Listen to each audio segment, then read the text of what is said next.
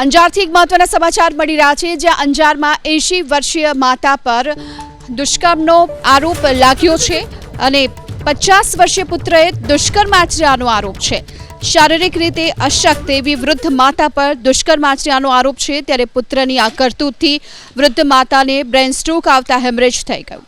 હાલ તો વૃદ્ધ માતા હોસ્પિટલમાં દાખલ છે। સ્થિતિ અત્યંત તેમની નાજુક બતાવવામાં આવી રહી છે। પોલીસે આરોપી પુત્રની ધરપકડ કરી છે। શારીરિક રીતે અશક્ત એવી વૃદ્ધ માતા પર દુષ્કર્મ આચર્યાનો આરોપ છે, ત્યારે પુત્રની આ કરતૂતથી વૃદ્ધ માતાને બ્રેન સ્ટ્રોક આવતા હેમરેજ થઈ ગયું। હાલ તો વૃદ્ધ માતા હોસ્પિટલમાં દાખલ છે। સ્થિતિ અત્યંત તેમની નાજુક બતાવવામાં આવી રહી છે। પોલીસે આરોપી પુત્રની ધરપકડ કરી છે।